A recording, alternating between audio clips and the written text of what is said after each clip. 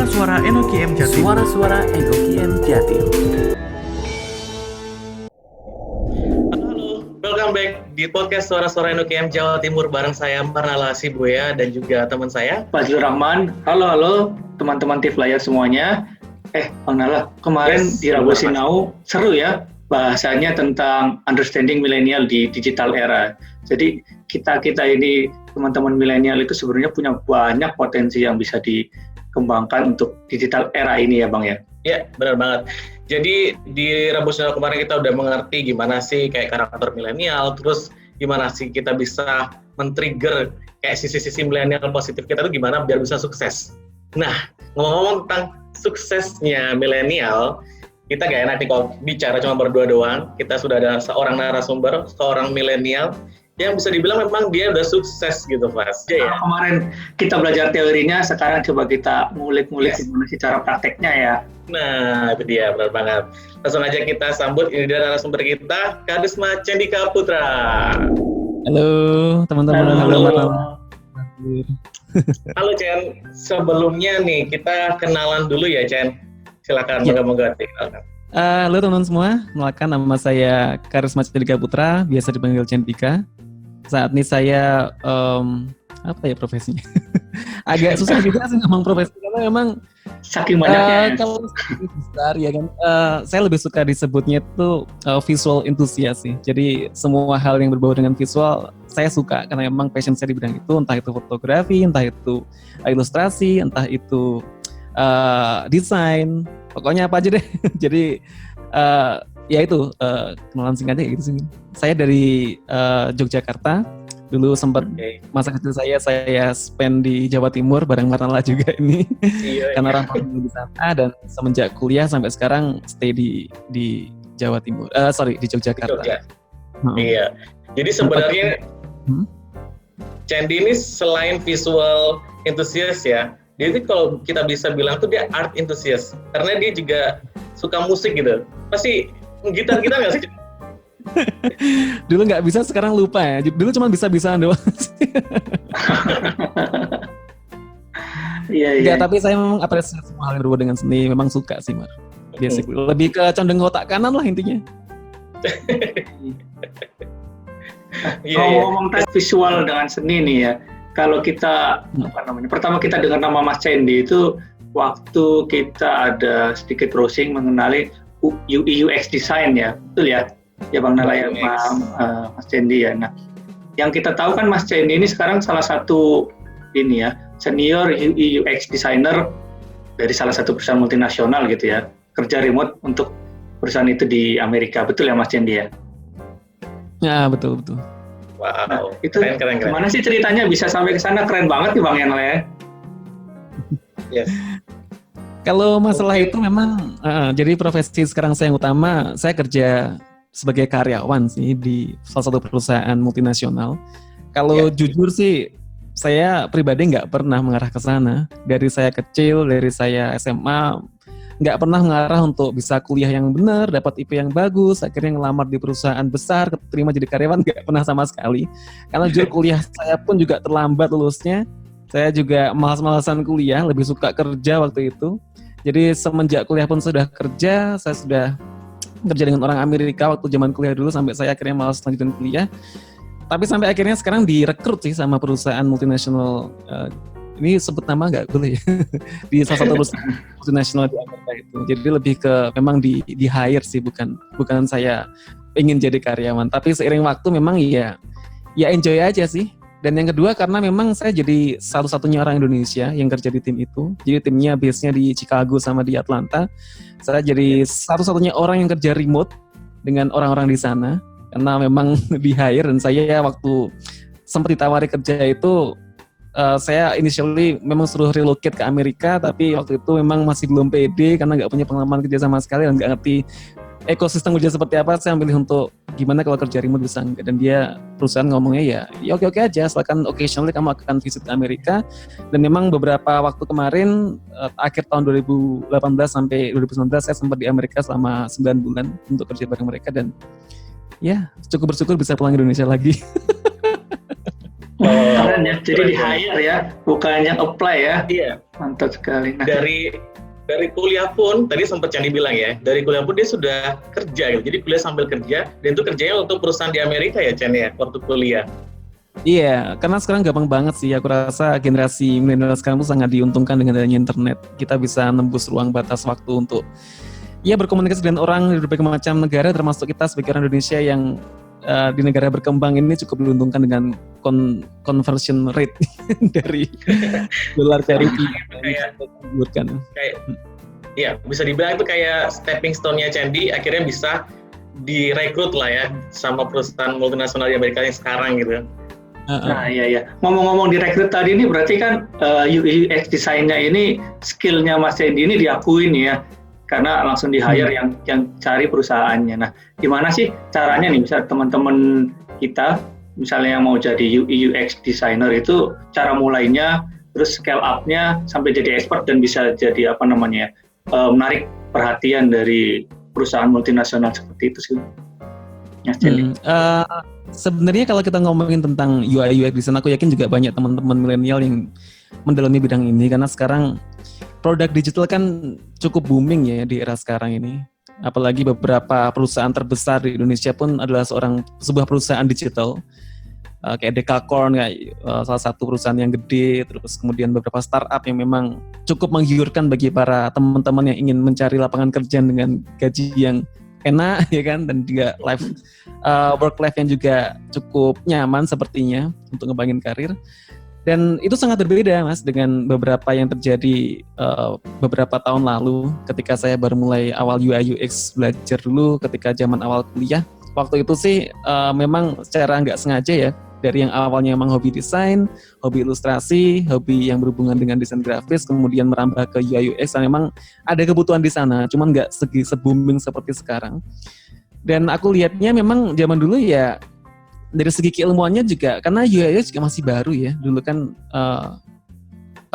orang-orang masih fokusnya ke bidang yang lebih ke industrial kan, lebih ke engineering centric kan, banyak perusahaan, dan UI UX menjadi booming sekarang karena banyaknya produk digital, banyak perusahaan yang menganut kayak design thinking, macam-macam, dan cara belajarnya memang beda sih. Kalau dulu saya jujur memang hanya sekedar ngulik, terus belajar sendiri, terus berasumsi sendiri gitu kan, bikin desain, bikin aplikasi, ya akhirnya bisa sampai sekarang ini. Mungkin kalau teman-teman yang sekarang pingin terjun di dunia profesional, berkarir secara profesional, mungkin butuh banyak belajar sih, karena teori UX memang banyak banget. Tapi kalau mau cerita, dulu waktu awal saya kuliah, terus kemudian sampai akhirnya diterima kerja itu memang kebetulan sih Mas, jadi lebih ke arah beruntung sih. Banyak keberuntungan dan dari awalnya jalurnya dari yang saya sebagai freelance, kerja sebagai seorang freelancer, dan waktu zaman kuliah kan kita sebagai seorang freelancer ya, orang yang kerja lepas itu kan memang dibayarnya dari hasil kerja kita kan. Maksudnya kalau kita kerja banyak per project gitu ya. Per project gitu kan. Karena memang suka kerja seperti itu, nggak suka yang kerja 9 to 5 kan. Karena memang zaman kuliah juga awalnya dari yang cuma nyambi doang sampai akhirnya benar-benar fokus di sana. Dan itu memang kecepatan kerja itu jadi faktor utama juga sih, karena udah terbiasa juga kan mengerjain sesuatu. Karena memang bidang UX ini bidang yang gampang sih Mar dan Mas Fauzlur. Jadi kan hanya tinggal proses belajarnya, itu kan hanya tinggal visual experience kan. Kita menambah referensi visual kita untuk menambah perspektif kita akan hal yang bagus, hal yang UI yang bagus seperti apa, kita tinggal mengamati aja, memposisikan diri kita sebagai seorang user. Ya dari situ aja baca. Jujur mungkin Pak juga ngerti ya, zaman saya SMA dulu saya orangnya malas banget.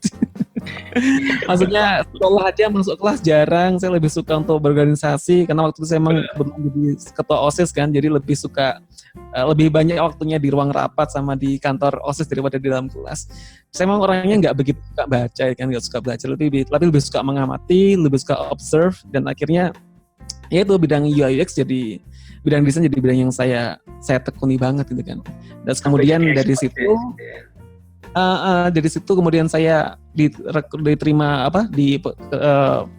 dipekerjakan sama orang Amerika secara freelance. Saya punya banyak klien, ikut kontes dan sebagainya, sampai akhir tahun 2016 kemarin ada satu platform crowdsourcing yang cukup terkenal juga, dia mengadakan semacam lomba desain di Indonesia, yang hadiah utamanya itu memperebutkan untuk dapat tiket untuk lomba finalnya di Washington DC. Nah waktu itu aku ikut iseng-iseng dengan berbagai macam pengalamanku yang aku mungkin startnya lebih awal dibanding teman-teman lainnya. Akhirnya aku cukup cepat desainnya, dan waktu itu memang challenge desainnya adalah kita suruh mendesain sebuah problem dari enterprise. Waktu itu kliennya tentang gimana bikin train dispatcher, control center buat kereta. Waktu itu cukup industrial problemnya, dan waktu itu karena terbiasa desain akhirnya aku cepat desainnya bisa selesai tepat waktu, dan akhirnya menang untuk tiket ikut lomba finalnya di Washington DC di Amerika. Dan waktu itu pertama kali aku ikut pengalaman ikut lomba desain secara internasional juga dengan lawan dari berbagai macam negara. Ya karena aku gak punya beban ya, waktu itu pengen bisa berangkat ke Amerika, udah seneng banget waktu itu bisa jalan-jalan gratis kan saya ikut lomba. 2016 ya Jan ya? 2016 waktu itu, lombanya tahun 2016, 2016 akhir winter di Amerika waktu itu. Seneng banget dan gak ada beban, dan kebetulan waktu itu juga problemnya simple dari kliennya, dan waktu itu aku desainnya lebih ke play around karena nggak ada beban. Jadi sedikit gambaran kontes desain yang aku ikuti itu adalah sebuah kontes final dari lomba yang mereka adain secara setahun. Jadi sebuah crowdsourcing platformnya itu secara setahun dia tuh ngeranking membernya nih. Jadi 10 besarnya online akan dikompetisikan secara langsung di Amerika setiap tahunnya. Nah cuman di tahun itu dia punya 2 wild card untuk orang di Indonesia yang ikut kontes regional dan langsung berangkat untuk ikut melawan bareng top 10 finalisnya di Amerika itu. Nah akhirnya aku salah satunya karena aku cuman sebagai seorang wild card kan, nggak punya beban, jadi dia suka gue doang ya, cuman play around. Akhirnya aku bikin approach design yang cukup wild nih, cukup gila, maksudnya cukup di luar out of the box, karena aku mikirnya iseng-iseng bikin yang aneh sekalian gitu kan. Cuma dari situ malah kliennya impress banget sama desainnya dan nggak bisa berkata-kata waktu feedback, dan dia mikirnya aku orang yang visioner padahal waktu itu aku cuma pelayan aja. Dan akhirnya meskipun waktu itu aku jadi juara 3 yang nggak aku sangka juga, jadi juara pertamanya waktu itu juga dari Indonesia, orang Medan, orang Indonesia juga juara pertamanya, juara keduanya dari Thailand, aku juara 3-nya alhamdulillah.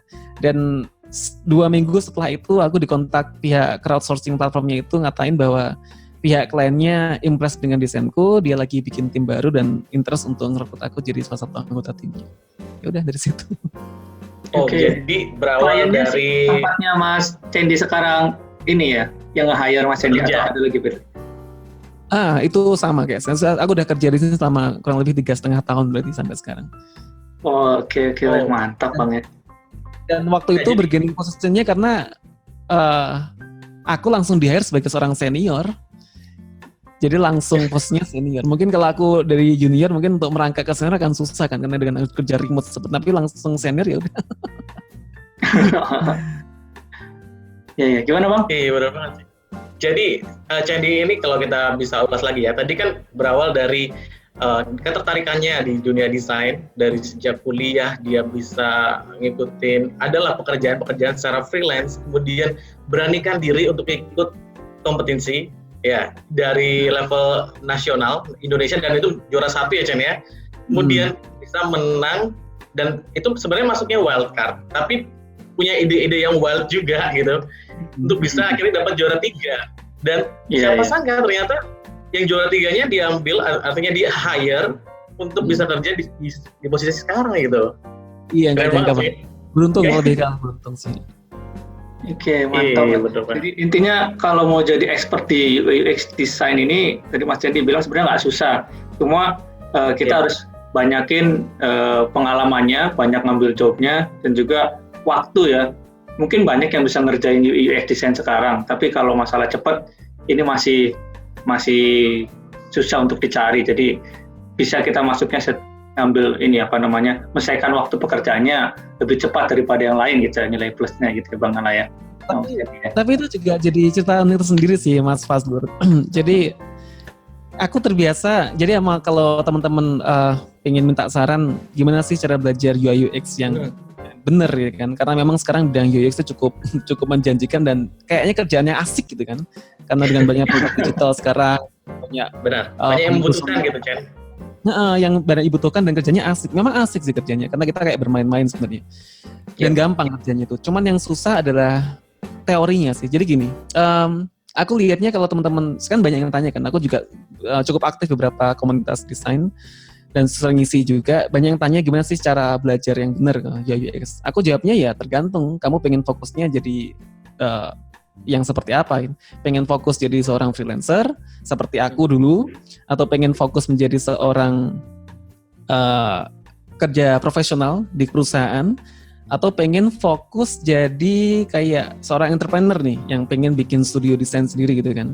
Itu tiga hal yang sangat berbeda cara approach pembelajarannya. Kalau teman-teman ini kebetulan aku kan punya pengalaman di bidang freelance cukup lama, kemudian hire karena talentku gitu kan, waktu itu ikut lomba desain cepat. Tapi kenyataannya bisa bekerja cepat di perusahaan itu juga bukan jadi faktor yang yang bagus juga sih, karena waktu awal dulu kalau pengen sedikit sharing hal lucu, aku waktu awal jadi GE itu aku masih fresh kan, masih semangatnya memang membara kan, dan waktu tempat kerjaan di kantor untuk mendesain sebuah aplikasi, aku langsung ngerjain seperti biasa, ngerjain ya speaking gitu kan, sesuai dengan kemampuanku gitu kan.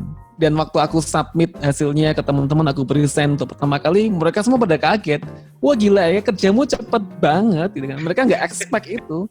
Dan yang biasanya satu aplikasi di workflow kita, gitu kan, di proses kita tuh satu aplikasi, satu screen aja itu makan waktu bisa sampai berminggu-minggu, sampai berbulan-bulan.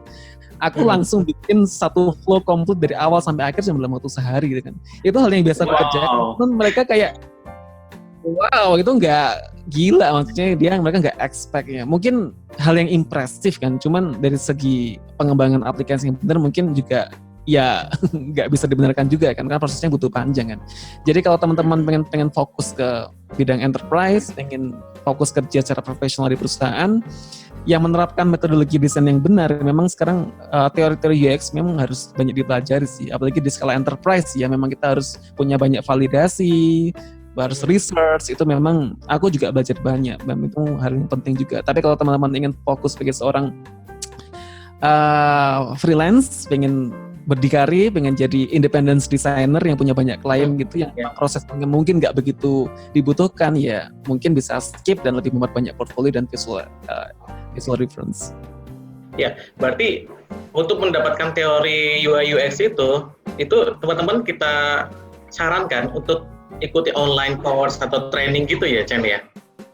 Alhamdulillah kebetulan sekarang banyak banget sih resource tuh. Di samping banyak teman-teman yang bikin online course juga, banyak juga yang ngasih secara gratis, apalagi komunitas desain sekarang juga banyak dan besar, dan banyak orang yang suka berbagi. Itu yang hal yang aku syukuri banget sih, termasuk orang Indonesia ini jiwa berbaginya luar biasa, bagus banget. Yang bikin aku juga terus semangat berkomunitas karena mereka sharing ilmunya nggak perlu, dan kayak sayang banget kalau nggak dimanfaatkan. Iya, keren banget sih. Jadi nggak usah ragu ya, nggak usah takut. Kalau memang ada minat itu tadi ya, yang pertama ya harus kita garis bawahi, minat di desain, yaitu UI UX, teman-teman bisa belajar teorinya, kemudian berani mencoba untuk praktek gitu ya. Gimana sih untuk berani ngambil job seperti itu ya, teman-teman? Ya. Nah, lanjut nih dari UI UX ini kan kesibukannya Cendi tadi kan banyak nih ya. Ada di YouTube juga, ada entrepreneur juga, ada juga jadi salah satu aktivis juga tadi di komunitas ya. Itu gimana sih cara manage-nya gitu lah, dari mengatur waktunya, ngatur apalagi pikirannya, bagi-bagi fokusnya. Nah. Iya, karena kamu bisa dibilang Candi ini punya bisnis sendiri kan ya, kayak fotografi, videografi deh, Chan. Iya. Nah, gimana jadi seorang bos juga, seorang owner, tapi kamu juga seorang karyawan, kamu bisa memprioritaskan atau gimana itu mengaturnya, Chan? Jadi gini sih, aku ingin menyampaikan satu hal dulu. Jadi aku menekuni dua hal yang berbeda. Jadi desain sama foto video itu memang dua passionku yang aku terus lakukan dan secara beriringan aku lakuin bareng-bareng. Dan yang aku katakan adalah ada beberapa kesempatan yang mungkin gak aku dapatkan kalau aku hanya mempelajari salah satunya saja. Dan dengan kata lain, ada banyak kesempatan yang aku dapatkan karena aku menekuni kedua-duanya. Sebagai contoh kecil nih, aku beberapa waktu lalu di akhir tahun kemarin juga Jadi tahun 2019 memang gila banget sih. Itu aku traveling tuh non-stop. Jadi kemarin aku sempat dalam 1 bulan itu menelusuri 5 negara di 3 benua dalam waktu 4 minggu.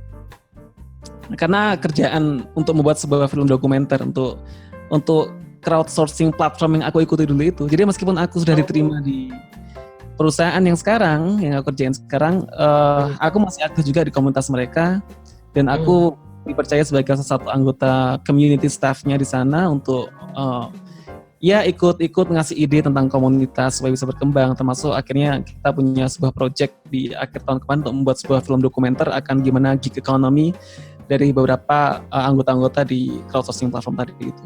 Dan itu aku dapatkan memang karena aku punya kemampuan di bidang foto video. Yang awalnya aku masuk komunitas itu karena aku suka desain gitu kan. Dan di kantor juga akhirnya bidang desain ini kepake ya, maksudnya bidang fotografi. Meskipun aku kerja di kantor sebagai seorang desainer, tapi visual fotografi, apalagi videografi itu adalah sebuah hal additional yang memang membuat menjelaskan sesuatu jadi lebih mudah ya kan, apalagi untuk kepentingan marketing kan, inisiatif kita sendiri itu kepake banget. Dan akhirnya aku seharusnya nih tahun ini juga berangkat lagi ke Amerika untuk membantu kantor untuk bikin setup podcast di sana. Walaupun akhirnya ini, dan memang ya itu termasuk salah satu faktor yang membuat aku punya sebuah value ya di kantorku. Jadi ini juga cerita lagi bahwa sekarang di masa yang sulit di perusahaan memang, dan beberapa perusahaan juga udah banyak ada layoff kan.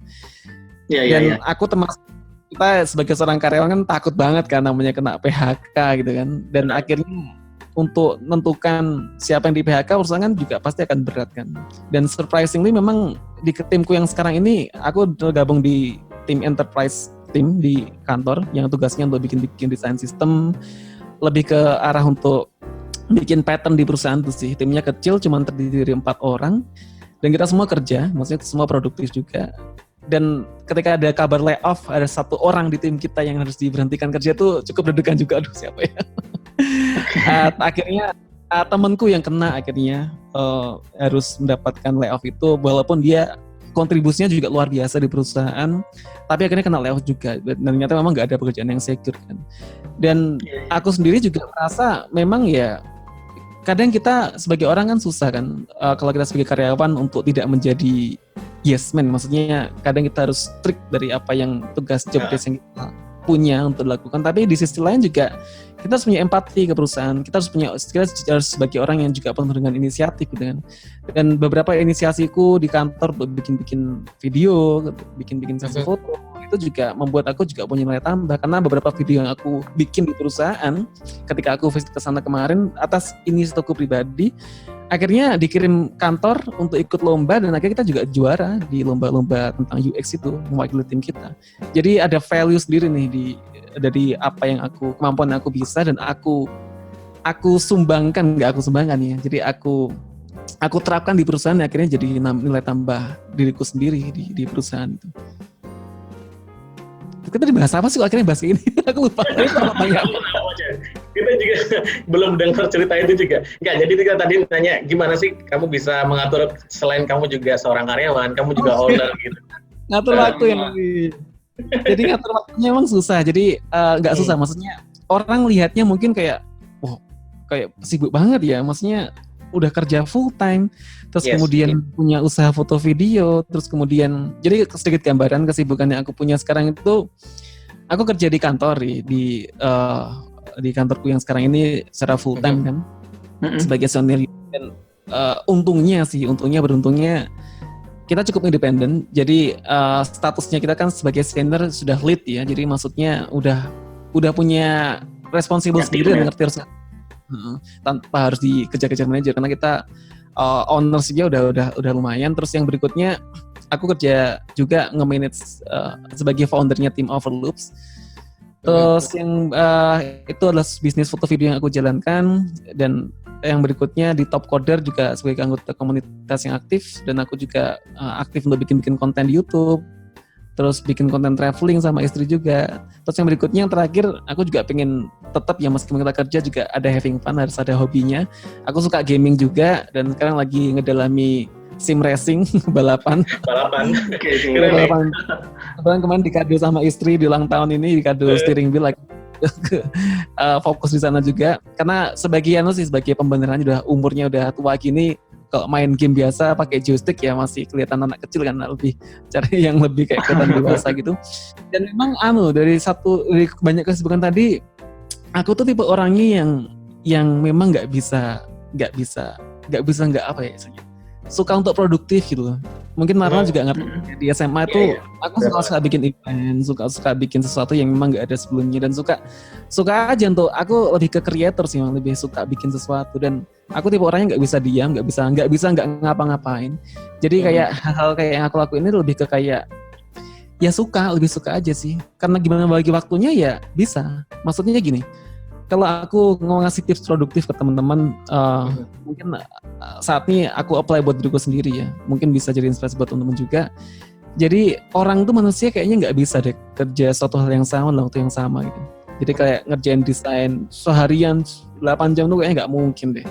Nggak ada orang yang bisa konsentrasi sepanjang itu. Dan untuk orang-orang yang kerja di rumah kayak aku ini, itu kan bosen ya, maksudnya environment-nya kan kita nggak punya workplace environment. Mungkin kalau aku kerja di kantor sama teman-teman mungkin banyak selingan, banyak hal-hal yang mungkin aku dapatkan dari workspace tadi, environment kerja yang mendukung, punya teman-teman. Cuman di kerja di rumah gini memang susah.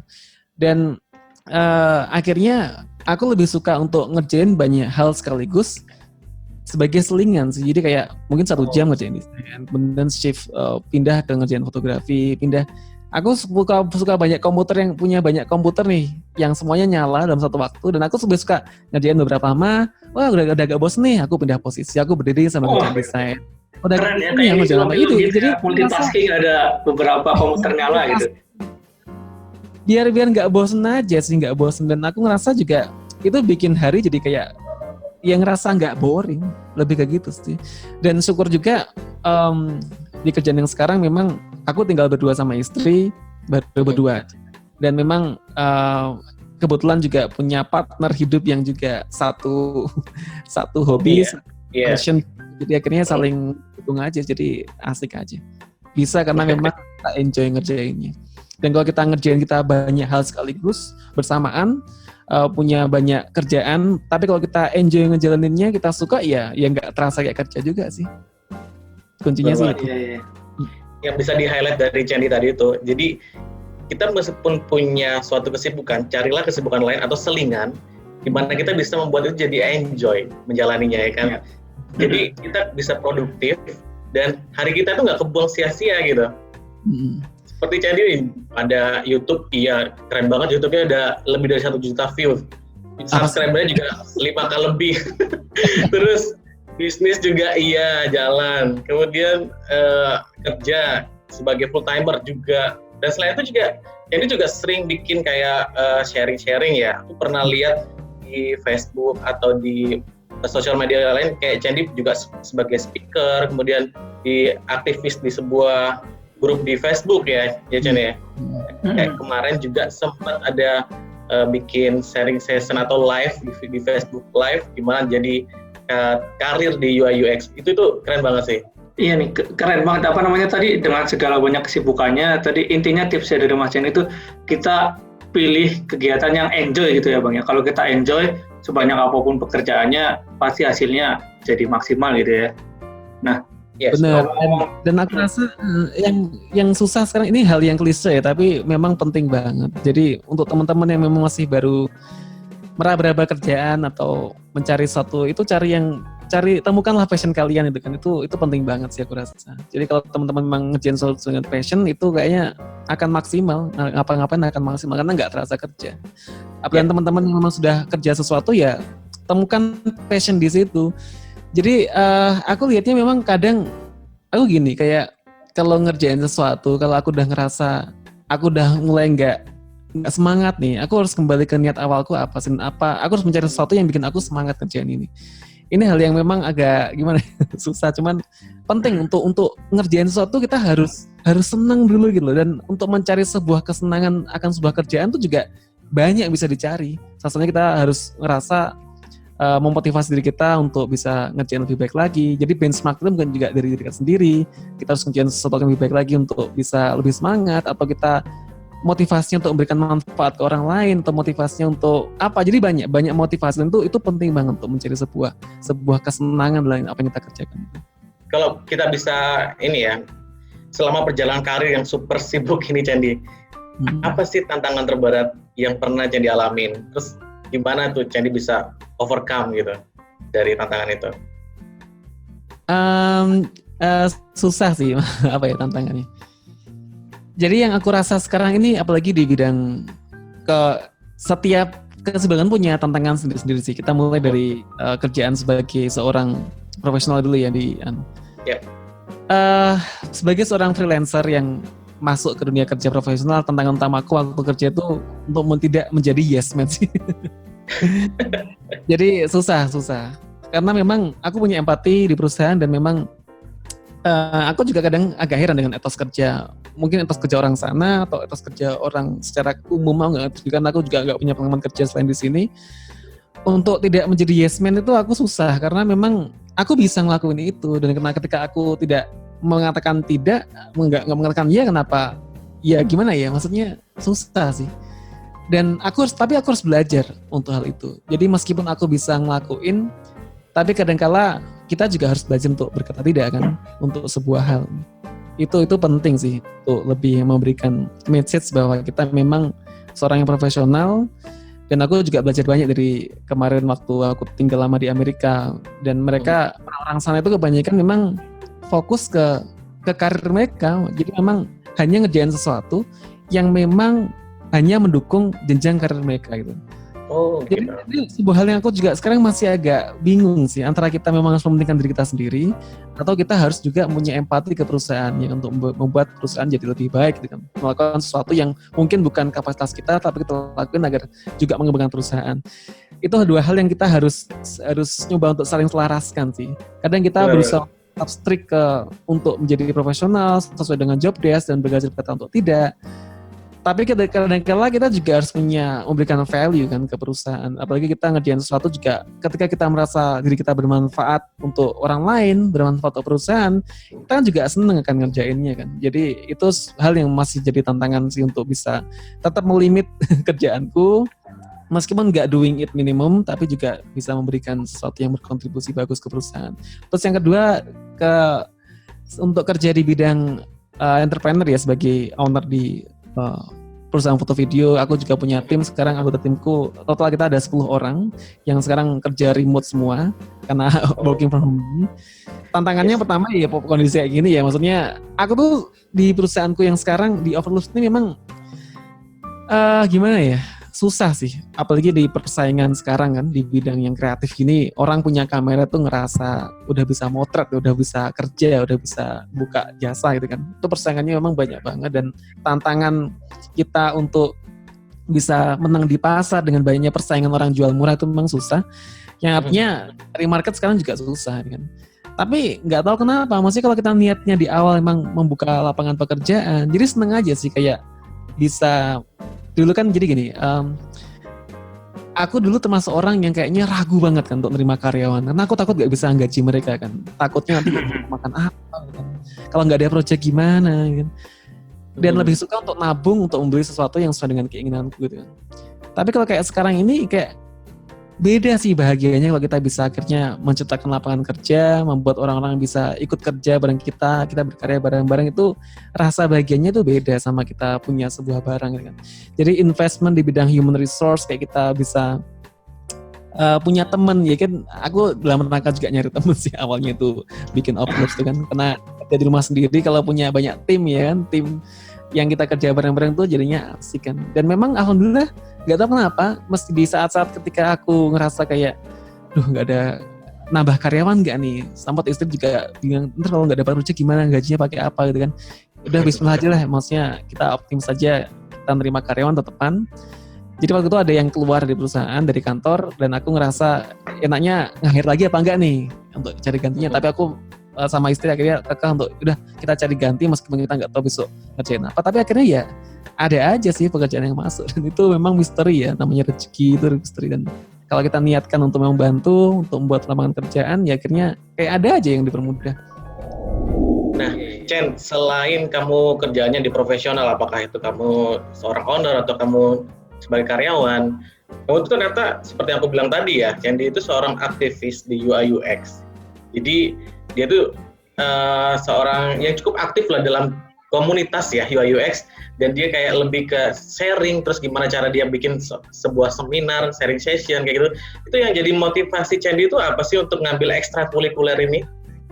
Selain memang punya empati itu tadi ya. Aku lebih sih kayak seneng aja untuk bisa berkomunikasi sama orang, dapat inspirasi. Karena bagiku kayak sekarang kita ngobrol bareng-bareng gini ya, aku juga dapat banyak inspirasi dari kalian juga gitu kan. Dan itu sebagai makhluk sosial ya hal yang wajar sih.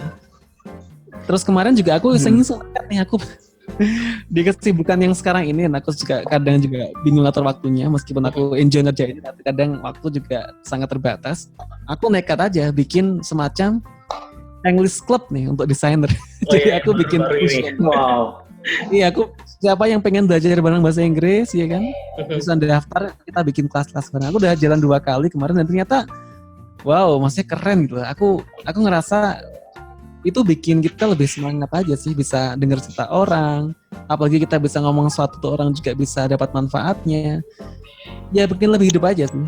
Kadang aku juga ngerasa kembali sih, maksudnya seiring waktu ya, kita semakin berumur nih, kadang prioritas kita juga harus berbeda sih. Kadang kita juga harus penting untuk bisa berkontribusi ke sosial, ke teman-teman. Itu membuat kita jadi lebih, kesenangannya udah shifting lah, aku bilangnya itu. Jadi ini hal yang memang ada kepuasan tersendiri ya. Iya, benar.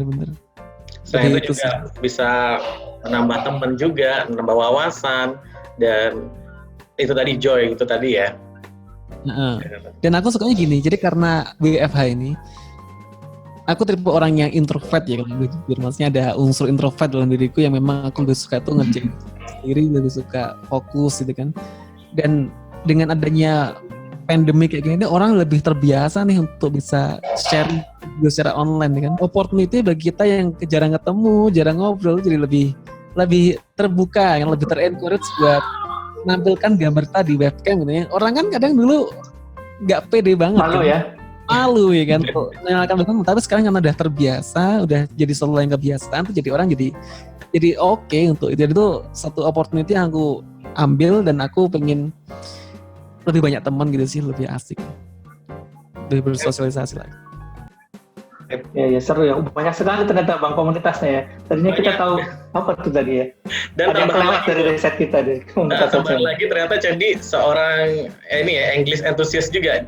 Karena pernah ada cerita juga waktu di Australia kamu jadi English debater ya, atau masih ingat nggak? Iya, jadi English juga penting banget teman-teman. Jadi itu hal yang wajib sih sekarang ini. Jangan malas untuk belajar bahasa Inggris. Satunya yang bikin kita semangat tuh jangan malu ngomong. Dan tujuanku bikin English Club juga bikin teman-teman yang nggak punya wadah buat memberanikan membisikkan diri buat ngomong juga lebih rajin ngomong lagi. Yes. Dan kemarin waktu aku kuliah dulu tahun 2008, itu aku sempat dikirim ke Australia sama kampusku. Bukan karena aku hebat, bukan karena aku bisa bikin sesuatu inventor lah apa gitu, tapi karena kebetulan aku kerja di tim yang sama dengan temanku yang bikin penemuan itu, dan dia sempat minta bantuan aku untuk ngerjain sebuah desainnya. Kebetulan nih aku bisa bahasa Inggris, akhirnya aku yang presentasi. Tapi di sisi lain memang temanku nyaman kerja sama aku mensupport dia untuk bikin UI-nya, dan di antara banyak orang yang harusnya punya kandidat buat berangkat, akhirnya kepilih aku karena aku yang bisa bahasa Inggris. Punya value itu tadi ya. Nah, bisa present juga. Ya, skill present dan juga bisa bahasa Inggris. Karena juga kita pasti tahu lah, klien kita nggak cuma orang Indonesia, klien kita juga bisa di multinasional juga ya kan, itu juga penting tuh.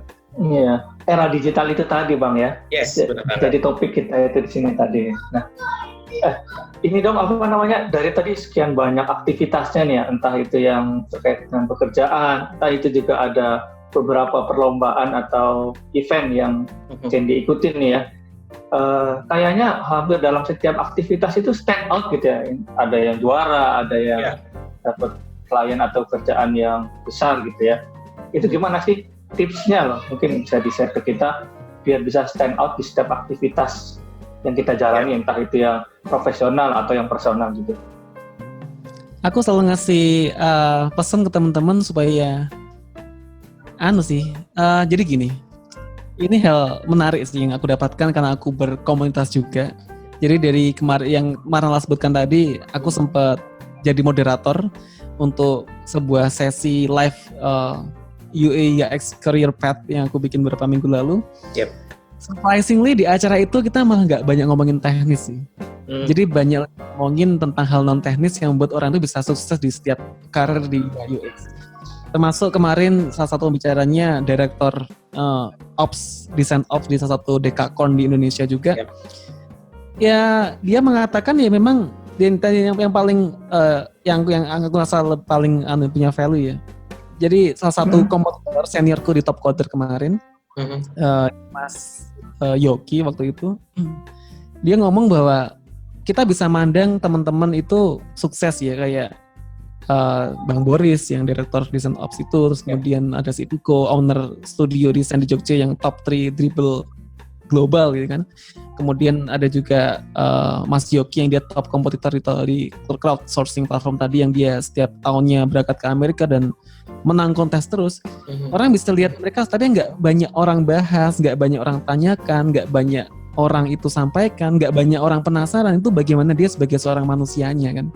Bagaimana sebenarnya dia, karena gini, kalau resource belajar sekarang kan banyak banget ya. Maksudnya kita tinggal googling how to be professional UI UX designer, how to be professional, how to be itu udah banyak, tinggal jalanin ya kan, tinggal belajar. Cuman di kesempatan orang yang sama, di resource yang sama, di opportunity yang sama, di platform yang sama itu ada orang yang sukses, ada yang enggak gitu kan. Itu mungkin yang enggak orang tahu gimana dia sebagai seorang manusianya.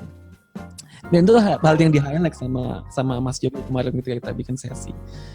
Ya itu orang nggak ngerti gitu kan. Kita harus bisa ngamati orang. Banyak rahasia-rahasia orang nggak orang ketahui. Aku sendiri juga bisa keterima kerja di perusahaan multinasional kemarin waktu tahun 2016 yang aku sama sekali nggak pernah nyangka dan nggak pernah mikir bisa ke sana. Mungkin rezeki orang nikah, nggak tahu juga. Waktu itu aku memang survive ya kan, masih struggling. Aku nggak tahu, mungkin amalan istriku yang ngikut ke aku akhirnya ketika setelah aku nikah. Mungkin doa-doa orang tua kita, doa-doa ibu orang tua istriku, orang tuaku, kita nggak ngerti juga. Mungkin yang aku bisa bilang waktu ini juga sedikit sih, kayak kemarin aku cuma tanya juga ke pembicaraku gimana sih tipsnya gitu dan sebagainya. Jadi untuk orang sekaliber Design Ops Director yang juga Google Expert gitu kan, kenapa kok dia tidak memanfaatkan kemampuannya untuk bisa lebih mandiri kan? Banyak orang kan pengennya nggak kerja di kantor terus kan, dia pengen bikin perusahaan sendiri, jadi kaya dari situ kan. Dia lebih suka karena dia ketika ngerjain sesuatu, dia akan fokus nih ke sebuah bidang yang dia kerjain gitu. Dia nggak suka untuk membagi fokusnya karena dia khawatir ketika dia nanti kerja sesuatu, terbagi waktunya, dia akan juga fokus ngerjain dua hal dan itu semuanya dia akan fokus dan dia nggak punya banyak waktu lagi untuk hal lainnya, nggak punya banyak waktu buat keluarga, nggak punya banyak waktu untuk beribadah, nggak punya banyak waktu untuk hal yang sosial. Itu sebuah pilihan hidup yang memang kadang banyak orang nggak ngerti di luar itu tuh apa sih kesibukan mereka yang akhirnya bisa mempermudah jalan dia gitu kan. Dan yang berikutnya yang aku pegang sampai sekarang adalah gimana aku bisa memberikan manfaat sih.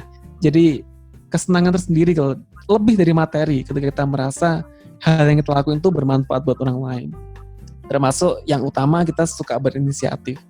Ketika aku ngerasa waktu dulu ketika aku diterima kerja di perusahaan yang aku habis ikut lomba itu, hal lain yang mungkin dipandang sama pihak crowdsourcingnya yang pertama sampai akhirnya aku dapat project keliling dunia untuk bikin film, kemudian diberi kliennya sampai aku dipercaya untuk ikut tim mereka.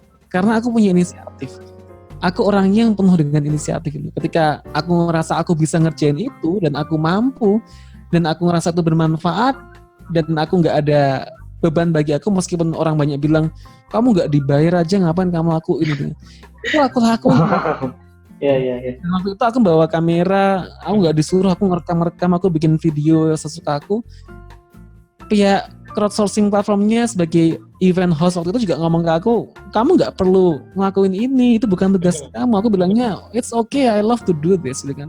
Di saat yang lain lagi menikmati suasananya lomba gitu ya, Candy justru mendokumentasikan gitu ya.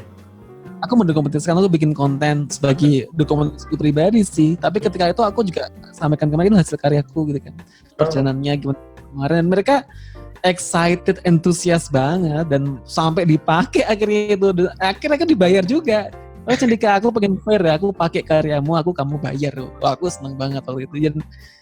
Dan itu motivasinya bukan uang gitu, tapi gimana kita bisa mengutilize passion kita, gimana kita bisa memanfaat buat orang lain itu yang jadi, dan semuanya tertuangkan dalam sebuah inisiatif dari teman-teman. Wow, keren. Oke, mantap ya Bang. Intinya ada 2 ya dari tadi Candy ini. Tipsnya biar bisa stand out untuk di semua aktivitas yang kita jalani, entah itu yang aktivitas profesional ataupun personalnya. Yang pertama, boleh kita punya banyak aktivitas dan juga tetap harus fokus ke aktivitas yang kita pilih. Itu juga jangan lupa pada saat mengerjakan fokusnya itu kita itu masuk sosial gitu Bang. Jangan lupa lihat ke sekitar kita, bagi waktu juga untuk aktivitas sosial kita. Nah, yang kedua itu selalu untuk punya inisiatif untuk selalu bermanfaat ya buat lingkungan ya. Nanti kesempatannya bisa datang sendiri ternyata ke kita ya. Tulus ya. Tadi banyak sekali inisiatif-inisiatif dari Mas Candy ini yang orang-orang nggak expect, tapi karena Mas Candy suka inisiatif tadi bilang passionnya, nah ada manfaatnya ternyata di belakang yang datang ke Mas Candy gitu ya, untuk jadi bisa stand out ya daripada teman-teman atau tim di sekitarnya. Ya, intinya sih ketika berniat positif, melakukan hal positif, hasilnya pun akan positif juga. Kalau kita bisa lihat tips-tips tadi dari Candy gitu ya. Nah, ini Chan, kita udah banyak-banyak ngobrol dan karir Candy udah sukses lah ya. Ini masih ada nggak sih obsesi yang belum tercapai? Obsesinya Candy yang masih belum tercapai. Terus kalau masih ada itu apa sih plannya untuk bisa ngeraih goal itu? Kalau boleh jujur, jadi rezeki dari Tuhan, rezeki dari yang kita dapatkan, kadang aku dapatkan ini juga nggak pernah aku sangka sebelumnya. Dan aku sendiri juga nggak pengen jadi orang yang muluk-muluk harus pengen bikin apa, bikin itu, punya big plan, punya roadmap dan sebagainya. Aku lebih suka dapat surprise dari yang di atas aja sih. Wow. Jadi kadang kalau kita fokusnya tuh memang memberi manfaat, fokusnya memang itu ada kok, nanti ada kejutan yang kita dapatkan insyaallah. Itu yang aku, dan sekarang mungkin fokusku sekarang ya gimana aku bisa fokus untuk di pekerjaanku, belajar kemudian bekerja dengan sepenuh hati dan juga sesuai dengan passion. Terus yang di sisi offroadnya aku juga pengen bisa lebih banyak lagi menciptakan lapangan kerjaan. Terus yang utamanya aku juga pengen lebih membahagiakan keluarga, membahagiakan istri dan orang di sekitar itu aja sih. Nanti akan ada kok yang amin. Loh, mulia sekali ininya ya Bang, goalnya itu ya. Kalau yang lain mungkin lebih ke arah ininya Mas Candy ini. Kalau Candy ke arah yang lebih ke abadi ya, kekekalannya itu tadi, nilai-nilai kekalnya itu. Itu ngikut kok teman-teman saya. Ngikut. Oke, keren. Terasa nih Bang ya, kita sudah cukup lama ini ngobrol-ngobrol dengan Candy. Benar. Kita udah di akhir sesi nih ngobrol-ngobrol. Sebenarnya masih ingin lanjut lagi. Cuman kita tahu lah kesibukan Candy seperti apa ya. Dan udah kebayang gimana kesibukannya. Jadi Candy ini seorang milenial yang kita bilang ya sudah memang sukses berkarir secara digital di digital era ini, hingga bisa menembus pasar persaingan global. Karena kalau kita bisa rewind lagi ya, Fas ya, di episode Rabu yang sebelum-sebelumnya tentang low touch economy, sekarang itu kita di pasar untuk shifting ke digital. Nah, dampaknya adalah gimana kita bisa bersaing dengan semua orang dan itu tidak hanya cuma di kota ini, bahkan negara ini gitu kan. Chandy sendiri kan bersaing sama Thailand, kemudian di orang-orang di Amerika pasti banyak banget. Nah, itu dia itu tadi adalah Chandy, seorang yang sukses berkarir dan juga bisa menembus persaingan global. Keren banget sih. Oh, keren banget sih Bang. Mudah-mudahan kita semua bisa ngambil inspirasi daripada obrolan kita dengan Mas Chandy yang tadi ya. Nah, untuk teman-teman yang penasaran gali lebih dalam nih di info-info menarik, inspirasi dari Mas Chandy, bisa cek kemana nih Bang? Iya, jadi ada beberapa sosmednya nih yang teman-teman bisa cek selain IG-nya apa Chen? Chandika ya, Chandika. Chandika, CNDHIKA. YouTube-nya semua userku CENDHIK. Semuanya itu ya. Dan juga ada podcast juga ya, baru launching ya. Iya nggak sih? Iya. Podsi, PODC. Nah, itu ada di beberapa platform podcast juga. Cuman aku lagi ngonversi dari video ke audio sekarang, beberapa video yang lama-lama dulu. Udah banyak materi-materi baru, cuman belum sempat. Belum upload. Iya. Oke, thank you banget Chandy buat waktunya, buat kisah inspiratifnya. Semoga ini semua bermanfaat buat kita semua, terlebih lagi buat teman-teman yang udah dengerin podcast kita hari ini ya, Mas ya. Makasih untuk waktunya, senang bisa ngobrol bareng. Siap, sama-sama. Ya, makasih Mas Chandy. Makasih juga teman-teman T-Flyers dan juga para pendengar semuanya. Itu tadi episode kita kali ini untuk podcast Suara-Suara NOKM Jawa Timur. Sampai ketemu lagi di episode selanjutnya. Dah. Bye-bye. Bye.